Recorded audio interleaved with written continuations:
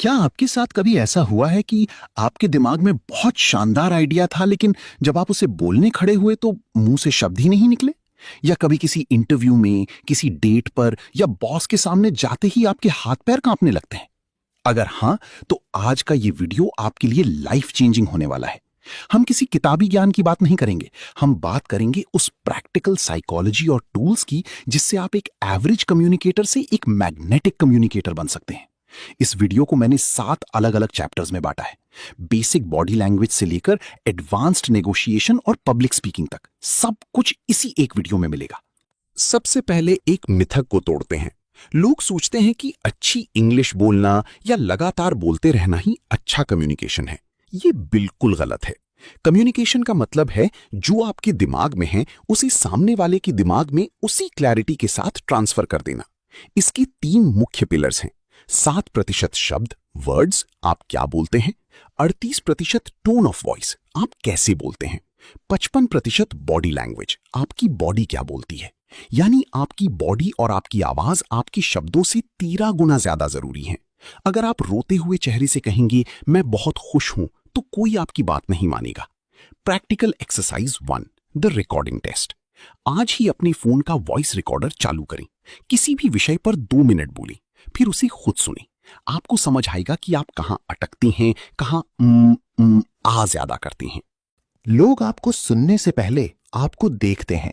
आपकी एंट्री ही तय कर देती है कि लोग आपको सीरियसली लेंगे या नहीं।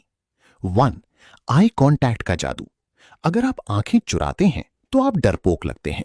अगर आप लगातार घूरते हैं तो आप डरावने लगते हैं। सही तरीका क्या है? 80-20 का नियम। बात करते समय 80% समय सामने वाले की आंखों में या भौहों के बीच देखें और 20% समय नजरें थोड़ा सा हटा लें। 2, ओपन वर्सेस क्लोज्ड पोस्चर। कभी भी छाती पर हाथ बांधकर क्रॉस्ड आर्म्स ना खड़े हों। यह दिखाता है कि आप सुरक्षित महसूस नहीं कर रहे हैं।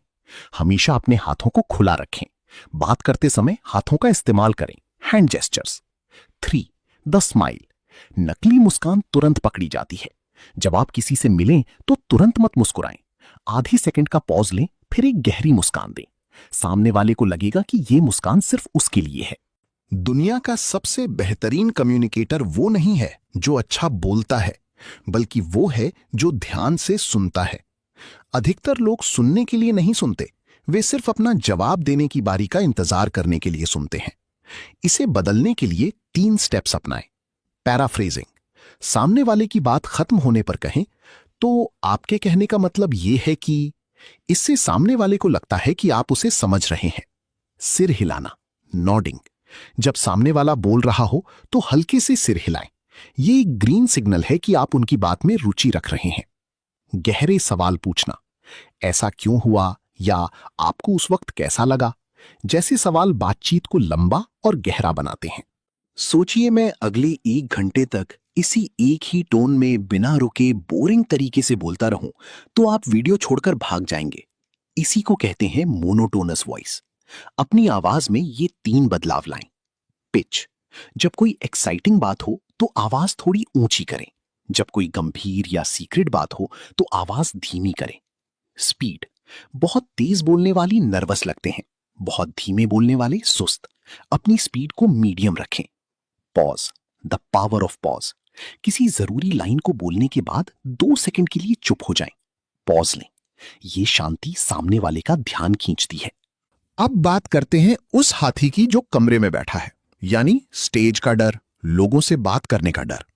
साइकोलॉजी कहती है कि स्टेज फियर मौत के डर से भी बड़ा होता है। इसे दूर करने के प्रैक्टिकल तरीके। पहला, स्पॉटलाइट इफेक्ट को भूल जाएं। हम सोचते हैं कि सब लोग सिर्फ हमारी कमियां देख रहे हैं। सच यह है कि किसी के पास इतना टाइम नहीं है। लोग अपनी ही समस्याओं में व्यस्त हैं।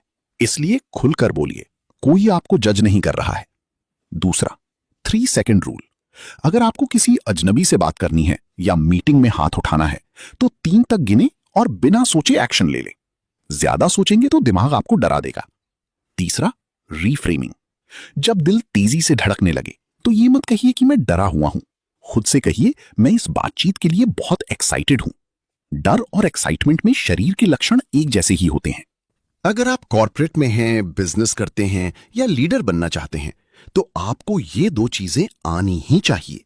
पहली, स्टोरी टेलिंग। लोग डेटा या फैक्ट्स याद नहीं रखते, लोग कहानियां याद रखते हैं।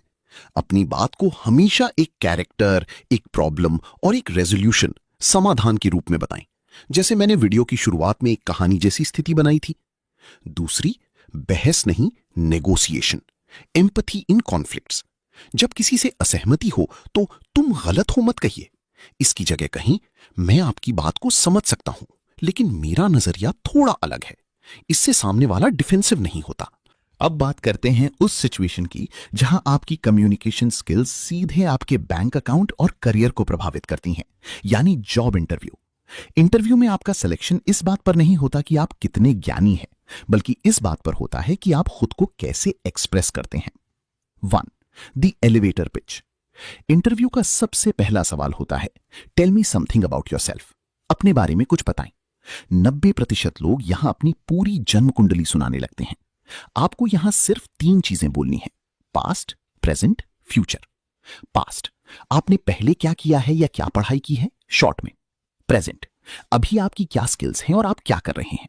फ्यूचर, आप इस कंपनी में क्यों आना चाहते हैं और आप उनके लिए कैसे फायदेमंद हैं। 2. स्टार फ्रेमवर्क से जवाब दें। जब आपसे कोई मुश्किल सवाल पूछा जाए, जैसे अपनी किसी बड़ी गलती के बारे में बताओ, तो इस फॉर्मूले का इस्तेमाल करें।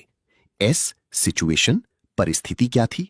T, टास्क, आपकी जिम्मेदारी क्या थी।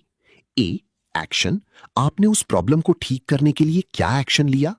R, रिजल्ट, उसका नतीजा क्या निकला और आपने उससे क्या सीखा। 3. Reverse questioning.